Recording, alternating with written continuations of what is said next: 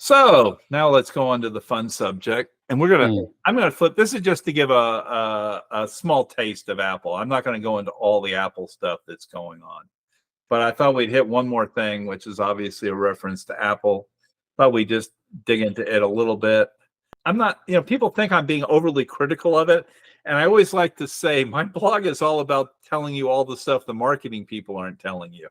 So the marketing people are going to tell you how wonderful it is. That's their job, is to tell you how wonderful it is. Their job is not to tell you all the problems that they've got or all the things that are wrong.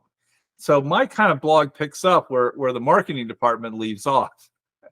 But I've been somewhat critical. I think ergonomically it's a disaster. This whole face interface thing has, to me, only Apple could get away with this face interface. Apparently, there's about 200 combinations if you look at the little rubber interface and the face interface and what, maybe less than that. Some people said 50, but it's still a lot of these interfaces, and nobody's quite happy with it.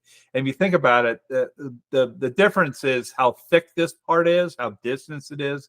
I've moved about 5 millimeters this way. I've moved about 5 minutes closer. I think it's a better thing. But there's also a spec for this top face versus the bottom. So basically where it sits on your forehead versus where it sits on your cheeks. I've even gone to the extreme of getting a little rubber. Some people suggested getting these little rubber seals. They make them for the Quest 2 and 3. You can get a little silicone rubber seal, and that does help. Actually, what I found helps the most, it gives you some grip. So it actually grips your face a little bit. It doesn't tend to slide as much, and that means you don't need as much pressure. So I found that helps a little bit. But still, this fit problem is just terrible. This is not designed. And we go back to what we talked about with the Magic Leap and what percentile of the world are you trying to service? This is a big problem in all of AR. When we talk about the different face shapes, different nose shapes, different prescriptions, different this, different that, you start carving off a large part of the world. What is it? Are you really going after a market where maybe only a few percent of the market can do it? By the time you take age, problems people have with getting headaches from looking at these, and I don't know what's different, and I'm going to mention this in a bit, but I wore big screen Beyonds, and I don't know why, but I wore big screen Beyonds for like 2 hours and did not have a problem. I keep going back to the Apple Vision, trying to watch movies and stuff through it. My eyes feel like they want to explode after about an hour. Mm-hmm. So I've never quite, there's something big screen Beyond's doing better. And I've even had that problem even after I've adjusted the pressure and tried to relieve pressure, use the rubber interface. So there's something big screen Beyond's doing a little better optically for my eyes anyway than the Apple Vision Pro. I think you talk about this, like what is the limited percentage of the population that could actually wear these things when it's all said and done, because of the huge amount of variation in the physical characteristics and the prescription characteristics, the percentiles, the interpupillary distance, the face shape. Crazy. I look at a device like this though, and it is possibly a harder problem set, I'm imagining, to have this much touching your head. Like there's so much going on in this sort of device where it has to wrap around your head and grab multiple parts of your head because it's so heavy. There's a lot more weight distribution going on. You have this picture here of this woman who has her hair up in order to properly wear the device. The same model, when they did the overstrap, they had to move her bun, the whatever you call that, the hair. Her hairdo had to be changed because this is right where the overstrap goes. So they actually have two different. If you look at, they had two different pictures of her, and the hair had to be done differently based on where the straps were. And then you add for a professional woman who makes up her hair, who might make up her face. And then they put on this sort of device right up against their skin and on their face. It becomes undesirable to have to put that sort of thing on. If you have to change your hair and you have to put your makeup on again afterward, putting on a sort of device, it just makes it much higher friction to get in and out of a device like this. Yeah. They solved one set of problems, but see, this is a big thing I made way back at the beginning of all this stuff. I talked about the 20 different things you do. You're all the time running around. You think you're fixing something. No, you're improving one thing, but always at the expense of something else. Another way to go, and this was done by Sony. Sony at CES announced, but didn't have any demos there. They had it at their own private showing, but they didn't have anything on the floor or anywhere you could get to. But they announced a headset, and they did a few things right. Now I'm going to show you. They copied it, at least according to, they're very similar to a company called Lynx, Stan Leroux, and Lynx. But you notice how they did do a few things that I like better. Like they're not depending on touching your face. They are going to have the overbrow head. They are going to have the flip up. I like the flip up. I think this is crucial to real world. It's really awkward. I even find with the Pro, the Apple Vision Pro, the Meta Quest Pro, you can kind of slide it and rotate it and get it out of the way, and it kind of just sits up there. You really can't do that with the Apple Vision Pro very well. It just does not. If you want to, once you have it on, it's really hard to have it kind of sit up someplace. It just doesn't want to sit up there very well without getting it so far it might fall off or it fall back down and all. It's a really awkward thing. And I think that the flip up is a big thing. Now, as somebody else, as anyone would say, and I pointed out on my own blog, this starts to look very much like the HoloLens 2. HoloLens 2 had this flip up feature. So this starts to look more and more like a HoloLens 2. I also like the bustle on the back. Now, people say, well, that you can't lay back. Well, which problem do you want to have? Do you want to have the battery connected, and do you want to have all that weight forward? And so it's a bunch of, as my English or English friends would say, swings and roundabouts. But it's a very complicated thing. But you notice also they put the cameras much nearer the center of the eye, which is a big complaint I've had about the Apple Vision Pro. The cameras are down low, so that causes problems. That I won't get into all this right here because there's really I need a whole class on this, and we may be working on that. But like the cameras are located in a very poor position, and people noted that it doesn't distort as much, but that's really more a software choice between Meta and Apple. People talk about the Meta, how it distorts when things are close to your face.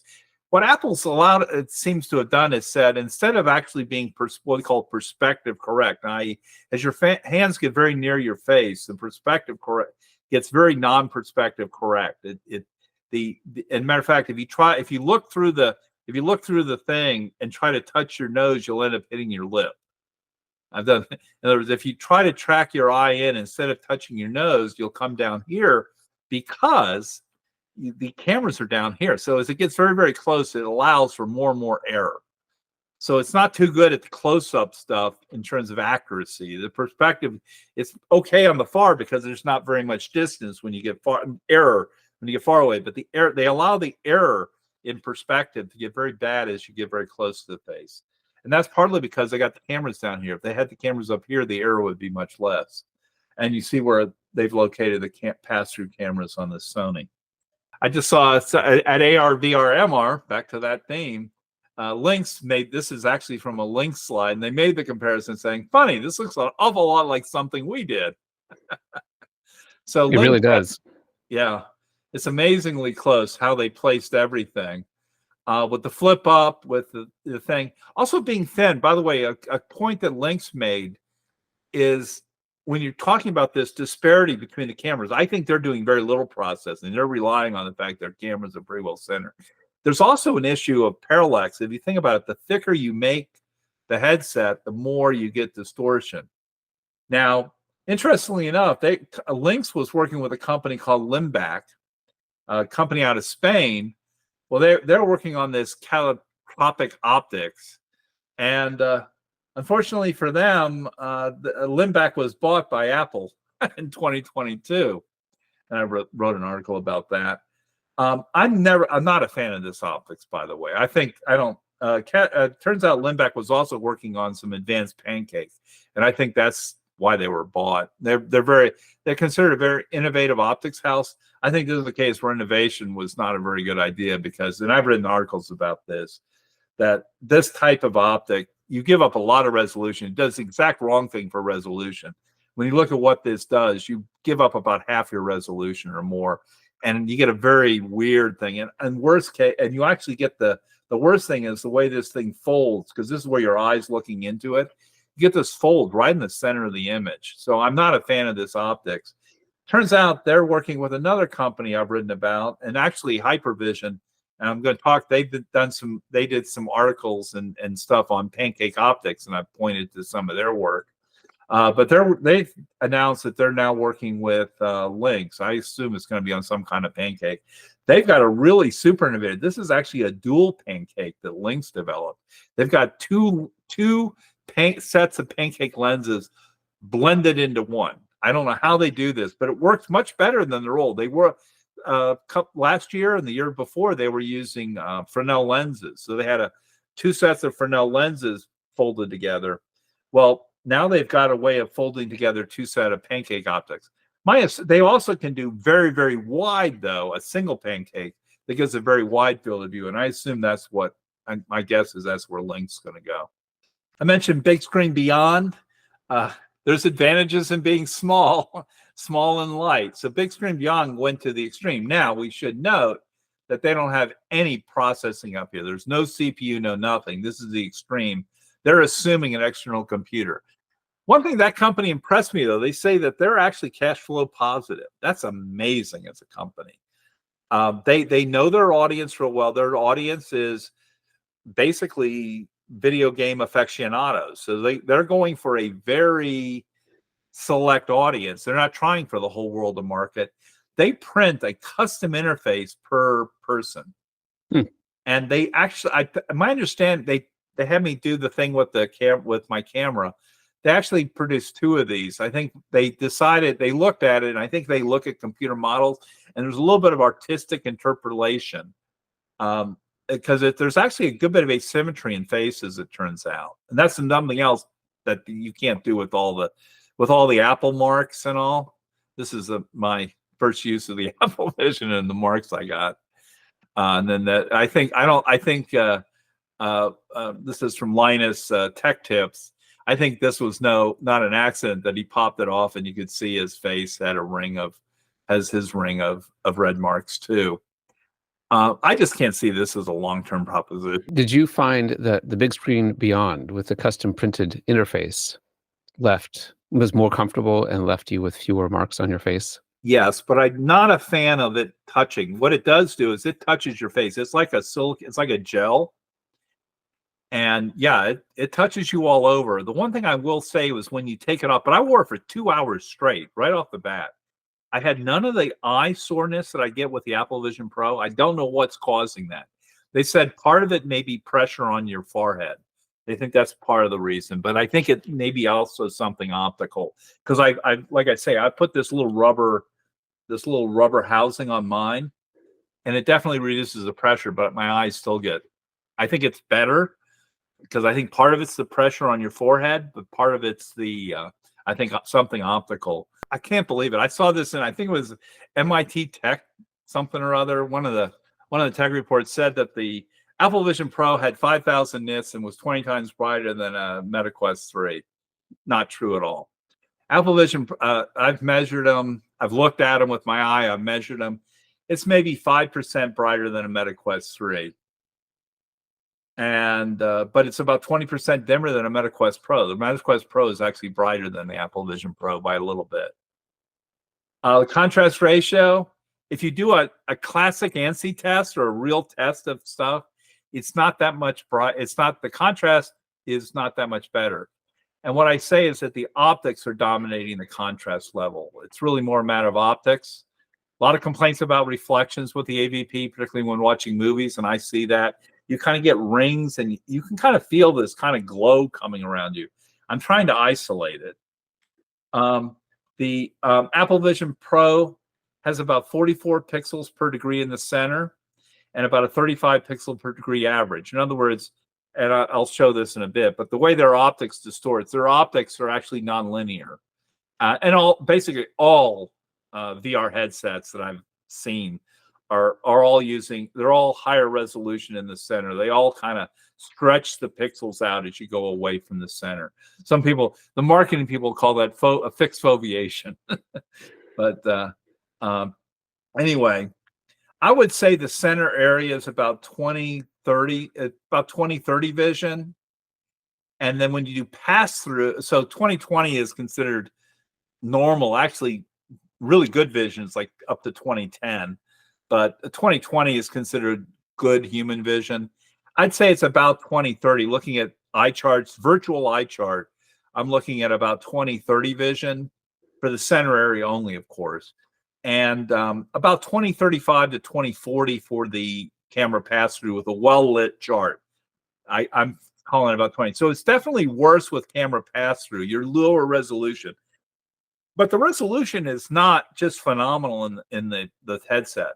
I always say that a lot of what they're doing are tricks they tend to make everything bigger. I always say that, the small, they give you a choice of default window sizes from small, medium, large, and extra large. It really should be called large, larger, largesse, because even the small is a pretty large. It's bigger than you would make your computer monitor, for example. And we'll be showing some of that. Lots of resampling. Everybody's got to do that, and there's no way. The problem you have with anything you're trying to make a stationary monitor is you're having to take an image, particularly when you're trying to simulate a computer monitor. You're trying to take a static 2D image and resample it and move it into 3D space. And you're never perfectly aligned. You're never perfect. And that first resampling step cuts the resolution by about half. So as I say, you're really getting a very poor quality if you look at it by the time you inset a rectangle. So you see, you don't get all the pixels. They talk about the pixels, but that's a rectangle. But you look at the optics, it's a circle, it's an oval. Then you inscribe a rectangle of an image inside that oval, take out the part of that oval, and you got to lose a little bit because around the rim, it's really pretty crappy. The color variation is pretty bad, and the image quality is pretty bad. By the time you do all that, you're probably left with about a 2K pixels in the sweet spot of the image that you can get. You really are left with about a 2K image in the center. Everything off to the side is a little bit soft and blurry. So you get 2K in the center, and then you say everything in that 2K image has been resampled. So basically, you get less than a 2K monitor. When you net this all out, it's kind of like a 2K monitor where it's kind of blurry. So I kind of say my comparison is basically saying it's like if I compared it to, if I put a 28-inch 2K image up there, it just blows it away. If I looked at a fixed monitor versus looking at an Apple Vision Pro, that's kind of my judgment thing. I'm trying to translate this stuff into what it really means. Now we're talking movies and watching movies. That's a different game. But if you're talking about replacing a computer setup, and that's what I'm talking about here, it's because you got to scale it. Basically, what's going on, you got an intermediate resolution. So if you're going to do a 2D image, typically what they're going to do is scale it up to a high resolution intermediate image, maybe 2x the resolution what you start with. If you don't do that, you're going to lose even more resolution as you go. Then you got to scale into the virtual space. You got to deal with the lens distortion. They've got geometric and color, so you got to do some kind of pre-correction. And then you might combine some of these steps. But if you do that, the more you combine the steps, the more processing you have to do. I know they're doing a lot of tricky work. Foveated rendering can go horribly wrong. And like I say, I still, my eyes, I've been stretching it out, but it's still less than an hour. 45, 50 minutes is about all I can take before I feel really relieved to take the headset off. And like I say, it's much worse than I found with Big Screen Beyond after 2 hours. Basically, this is what they try to make you think you're going to see. You don't really get to see that. These have to be fairly big and low resolution. And as I talk about it, when you do a movie even, you're really only getting about a 2K monitor. When you do, even watching a movie, the sweet spot of that thing is only about 2K pixels. It's not 4K. You're not getting a 4K monitor. You're getting a 2K monitor, even for watching movies. VR is different than a physical display. You're looking at things through optics. You lose stuff with optics. You have to all this distortion correction. I've talked about it. We have to have a guard band around this display. There's a lot of resolution loss. You're losing at least 2x the resolution if you have a really high frequency, i.e. black and white lines, high resolution text. You got that. Plus, you're going to get a wriggling because every time, one thing you'll notice if you have any kind of really high resolution stuff, and by high resolution, I'm talking things like text or lines or geometric shapes and stuff. But as soon as you move your head a little bit, if I have a thing full of text up there, it's going to scintillate it. All the wriggles are going to change, and it's going to do this kind of effect. You're going to get that. You have some level of binocular rivalry because each eye is seeing something a little different. That's not good. And there's a trade-off there, and there have been some measurements done, but there's a trade-off you can make between how much you make the two eyes overlap. You can get bigger field of view by making the eyes not overlap as much. The more the eyes overlap, the view of each eye overlaps, you tend to have less binocular rivalry, but you're always going to have some that each eye is actually getting a different image and seeing a different part of the image. And it's having to the brain is having to substitute that black for image. Whereas when you look at a real monitor, you don't have that problem. You don't get this kind of binocular. I won't get into too much of the science here, but basically, if you look at a black and white line, it looks like, if I had a horizontal line going through the image, it looks like a square wave. It would look like a square wave. Well, if you try to reconstruct a square wave, you find that you really need a square wave. Basic sampling theory has infinite odd harmonics. So to perfectly reconstruct a horizontal line, you need infinite resolution. For practical purposes, if you can get the 2x, have at least the fundamental frequency, which would be if we had a series of black and white lines, if I can get to at least the fundamental frequency, 2x the fundamental frequency, I can do a decent job of replicating a horizontal line.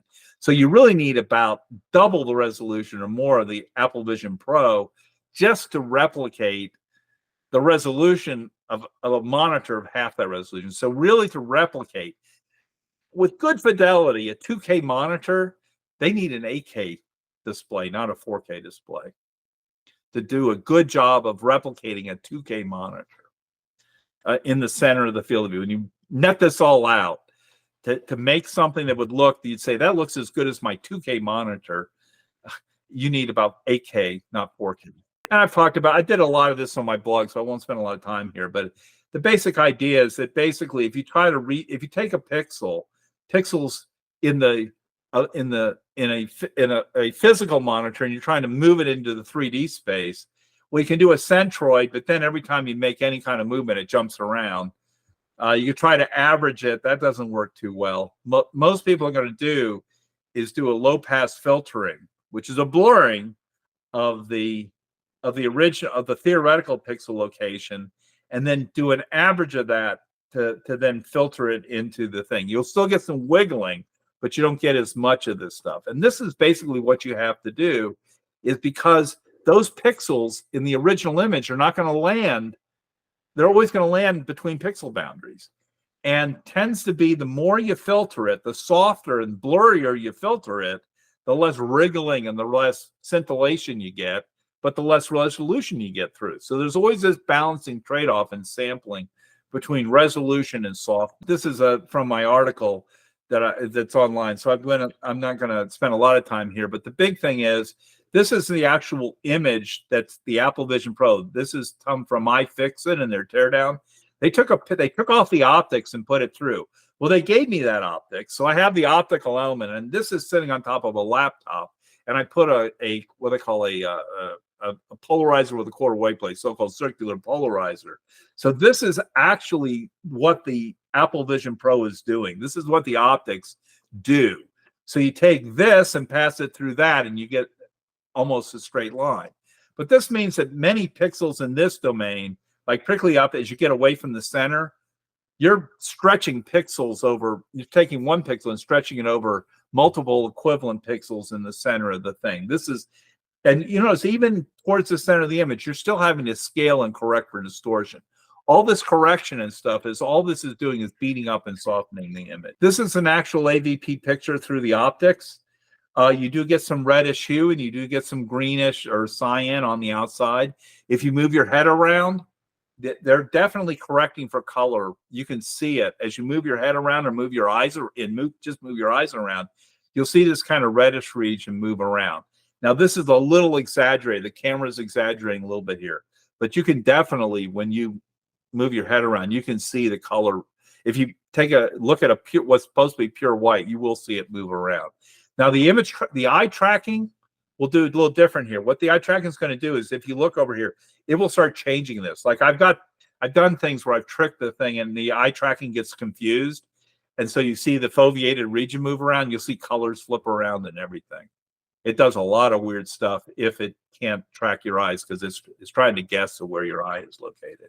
Now this is a close-up image. I took one with a high-resolution image. It only works in the center, but I basically got to where I could count pixels and then scaled that to, I took a super high-resolution pixel image and scaled that so I could figure out what the field of view in the center. This is how I got the field of view in the center.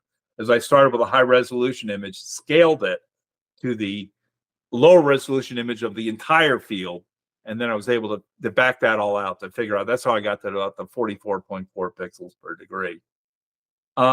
This outer part of the image, on this boundary, see this 2A here, this way on there. I've scaled in, and now you can see there's a foveated boundary, and I'll get into some more detail on that. You can also see a vertical foveated. You can see how the resolution, you see how it's really soft, muddy soft up here, and it's a bit sharper down there. It's still not right. That should be 4 lines. So this is not getting the number of lines right. There's already aliasing going on because it can't resolve it.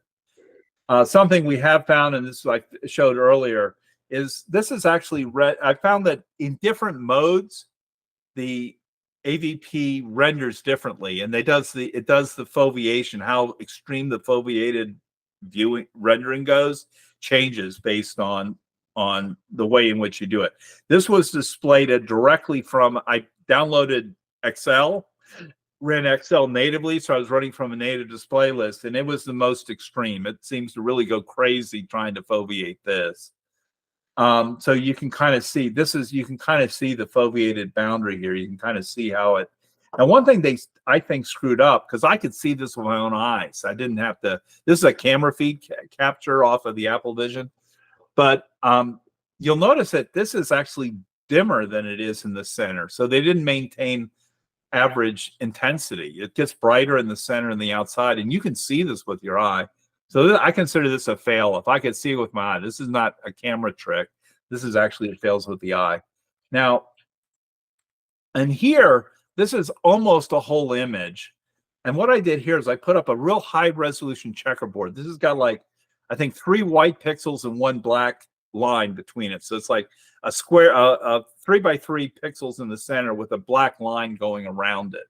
So for each cell or each element, and then I put a horizontal line through it and a set of vertical lines through it. So what I'm really trying to here is just to try to see how the foveation is working. This is not meant to be anything other than you can kind of start to see where you can kind of see how the resolution keeps changing through here. And what I found, so I'm going to take this area in green, I'm going to blow that up so you can see it a little better. What I found is you go from a high resolution region, and then there's a couple of transition regions where they drop.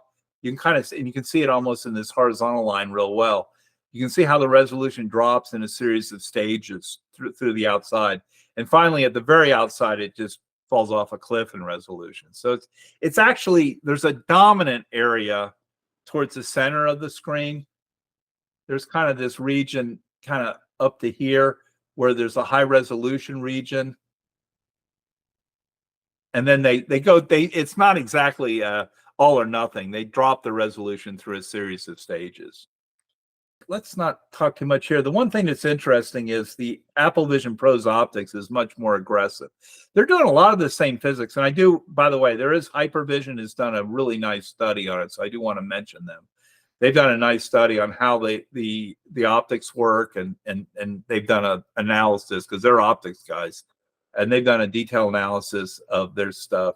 One of the interesting things that Apple does, though, is they have a curved quarter wave plate and a curved polarizer, reflective mirror polarizer. Everyone else makes those 2 elements flat. If you were to go through the MetaQuest type stuff, and every other optics I know of, they all have the quarter wave plate and the polarizer flat. This is a very aggressive design. They need 3 elements. They need an extra element in here, and they sandwich on it's only curved though in one direction. So it's a cylindrical curve. but that's a tricky thing to do optically. The light, when you deal in polarized light, kind of angles are important, and they're doing this kind of constantly varying angle. So everything they've done is much more aggressive than anybody else does, and that's probably why they have what I call an unstable design, being that without the foveated correction, I'm not sure this optics would work well at all. It'd be interesting if you could just turn off the foveated optics and run it. But I think a lot of what it's almost like the foveated or the eye tracking is kind of like ingrained into making the optics work. The optics are more or less unstable without correction. And so they're doing all kinds of things. I think they get more color variation, they get more swimming and all that stuff. These other guys are a little more stable and a little safer optics. Part of it is that they're starting with a smaller display. Their display, the MetaQuest 3 display, I think is about a 2.6 or thereabout inch diagonal. They're at like about 1.3, 1.4 inches. So they're magnifying by about 1.6x more. They're having to get much more aggressive to magnify. By the way, this lens almost sits on the display. This is the display is on this end. Your eyes looking down from the top in this view. The display is almost touching that optic. In the actual optics, it all but touches it. Matter of fact, it's not quite there. As I say, I think it's a little soft because it looks to me, based on what I've seen, that it's a little bit off of the best focus point.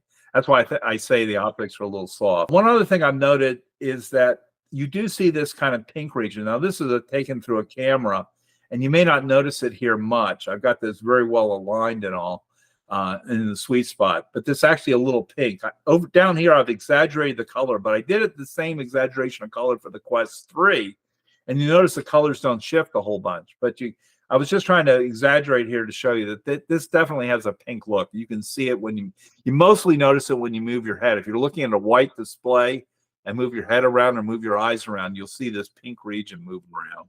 I shot the Apple Vision Pro at 53 degree. Here's a MacBook Pro scaled identically to the AVP with a handheld camera. Yeah, here's a view through the Apple Vision Pro. It's not nearly the resolution. I'm not cheating on it. Here's a look through a photo through a MacBook. You can see, due to all that scaling, and it's a little soft, it can't mimic what a display can do. It's just not, it's nowhere near. This is why I say this should be, these lines, if you had a computer monitor at that size, it'd be a piece of cake to see those lines, particularly at the size it is. Once again, it's a little, you're losing, it's a little soft compared to what it should be, low resolution. One thing that happened is a lot of people were commenting that the resolution improved with OS 1.1. And I had a bunch of people report to me that it had. And so I decided to look in more detail. So what you can see here, I want to show you. This top one is a picture. I did an app for kind of a sanity test, make sure the optics or the camera wasn't doing anything. These were both shot with the same camera lens, same everything, same shutter speed. I did but I did a file image, and I did one from the MacBook mirror. So this on the right side of both of these is the MacBook mirroring. So across, this is with the old OS and this is with the new OS. And you might be able to just about detect it, that you'll see the text is bolder on the bottom than it is here, than it is in the MacBook mirror. And I'm going to zoom in a little bit here. So here's we've gone from, I'm going to show the top and the bottom again, but I'm going to show you the MacBook mirror. You can see it better here. See how much bolder the text is. Also, if you look at this number 1, you'll see this number 1 is much bigger than this number 1. It's a little bolder. The black region a little bigger. They are doing a different type. It looks to me like they are doing different processing when they MacBook mirror. However, when we looked at the ones that were done from a file on the Apple Vision, I downloaded the image to the Apple Vision Pro. Those look very similar. They didn't change very much, but you'll notice that the amount that they kind of compensate or correct is different. So they did change their algorithm in their mirroring, it looks to me like. And this is probably why people say it looks a little sharper. If you look at these lines here, you see like even on the 2 pixel wide lines, they've almost blurred together where they're a little more distinct over here. They're even more distinct if you go back to the it's interesting that it's different when you look at the from a file versus looking at MacBook mirroring. They changed the way they MacBook mirror. The way they do is different, but these are actually still look different from each other. And these, what I did is I took 2 windows, put them up on the screen, up on through the MacBook, and align them so they're up next to each other. So I got it so it's center. There's a little gap here between the two, but these are actually 2 mirror. These are both taken in the same image.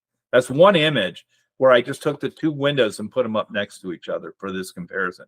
Kind of using the Apple Vision Pro from File, using that as kind of my fix group or my calibration group, so I knew exactly what that was doing.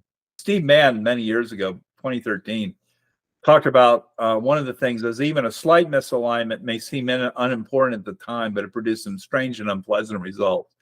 I'm concerned about this. I think this may, I don't think he had a reason to do it, but he was talking about in those days how important it was to align to the eye.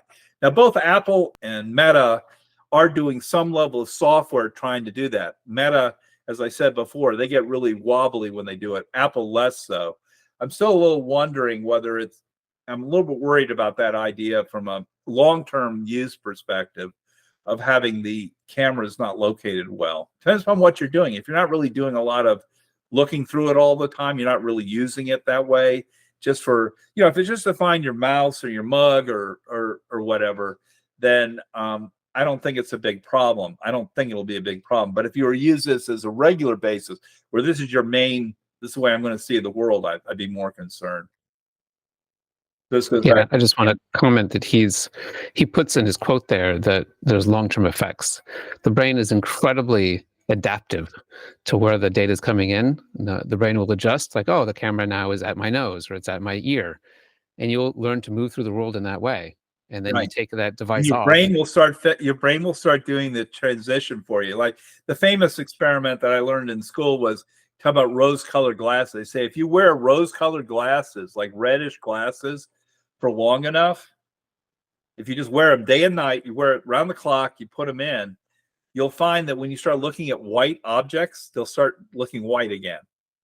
That your brain will recalibrate. But then if you take the glasses off, they'll turn cyan, and the white will turn cyan because your brain will say, so your brains will over time gradually recalibrate.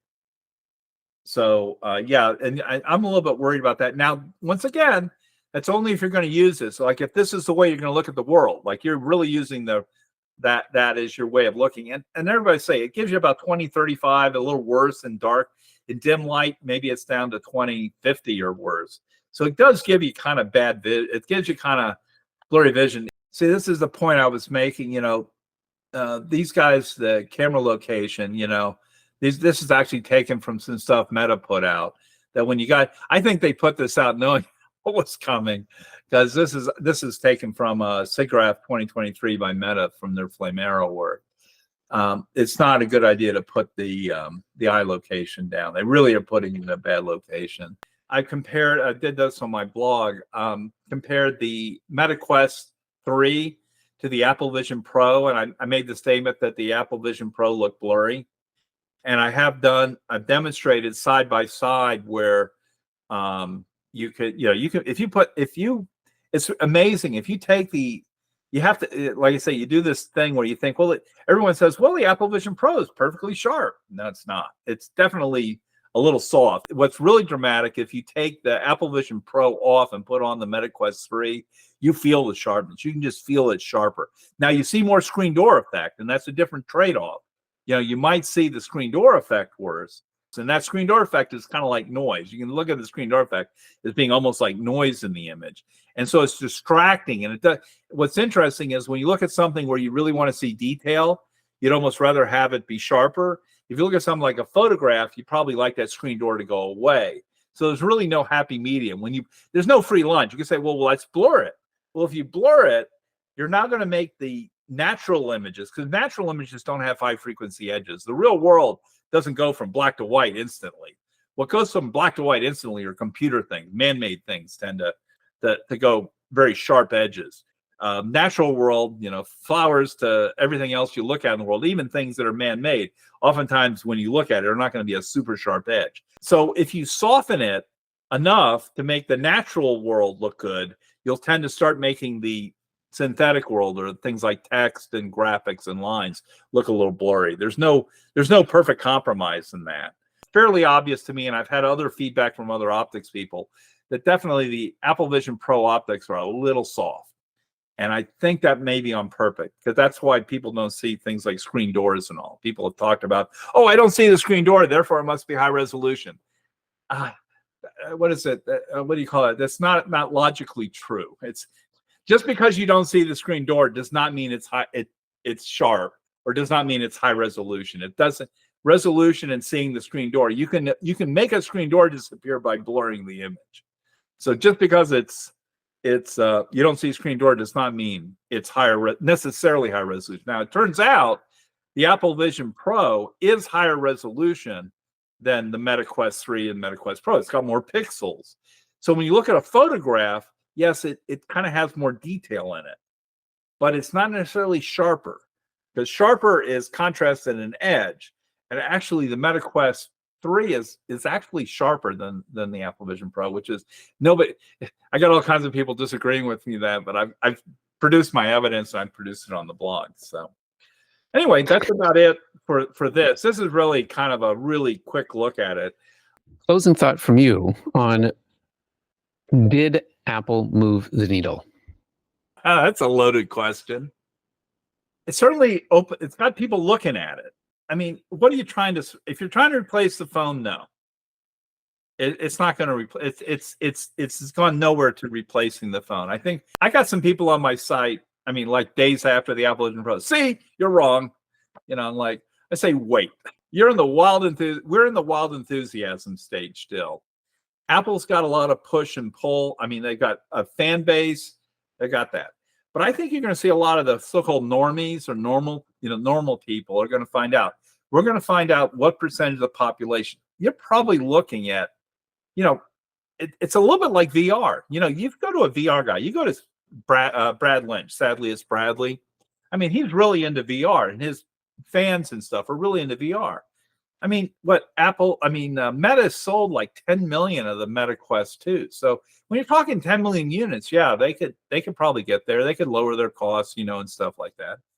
But the question is, you've got whole segments of the audience you carve off. Like, I don't see this going on to kids. I think this is going to be seen as a dangerous thing to put on a kid until they really understand it better. What might it do to the human, young developing visions? There's a lot of things they're doing wrong. There's a lot there. Like I say, for me, they cause I still, even though I'm experienced with this stuff, compared to other technologies, for me, it causes more problems with my eyes than some other things I've used. They're not going to hit that. Some people call the four corners. They're not going to go from child to old age. I don't see that happening. And what we have to separate, I sometimes say you have to separate the theme park experience. What works in a theme park does not work in a home. 3D television, worked in the movie theater for a while, did not work out so well in the home. The way you use things at home. I don't see this as replacing, say, a computer monitor. The other thing I sometimes go, and this is kind of query, and it's more of a Rorschach test, more of a test of the human. It's more a test of your perception ability and your biases. But I sometimes say, would it replace my home monitor setup? Not even close. It's like, why would I want to have a big low resolution monitor that causes my eyes to get sore, and I can't get my drink and it gets in the way, and I can't imagine people wanting to wear these things at home. So that's one level. Then you say, all right, so it's not going to replace a good monitor setup at home. Would it replace a poor monitor setup at home? Yeah, but who's going to pay $3,000 for that? And by the way, the one thing I don't criticize Apple on is the price. If you actually adjust for inflation, the Apple Vision Pro is spot on. If I bought a Mac 1, the original Mac 1. I think it was 128K Mac, because I was in graphics at the time at TI. I bought one of the original Macs right off the. See, the last time I bought something that like day and date of Apple was that, and adjusted for inflation, it's over $7,000 today, a Mac 1. An Apple II adjusted for inflation is somewhere between $3,500 and $4,000 adjusted for inflation. The original Apple II. So if you actually look at an Apple Vision Pro, adjusted for inflation, it's about half the price of the original Mac, and about the same price as an Apple II. So people are not really thinking of this technology right. Adjusted, the price is not the thing I worry about. But anyway, back to my thing. When I come back to it, when I use it to replace my computer monitors, you got to be crazy. If you're say, okay, now I'm going to go on the road, and I'm going to say, okay, I could bring. I mean, my alternative is, and I do today, I bring a laptop, and I oftentimes use my phone. That little window with your things. I can either the phone or I have a tablet. A lot of people do that too. I have a tablet I bring on for like movies and stuff. You want to watch something on television or internet, YouTube, whatever, while you're doing work, well, I've got that. I can do that side monitor. Would it replace that? Yeah, for some people, I think it will. For most people, it won't, because packing this thing away is not exactly. First of all, I mean, we got a real problem right now. Like, I didn't take this on my last trip. I would have liked to, but I'm like, how am I going to insure this damn thing? Apple doesn't insure it. If this gets stolen, I'm out. Now, my insurance, I think I can get a $500 or $600 rider for it. So it's expensive to try to insure this thing. So that's another problem.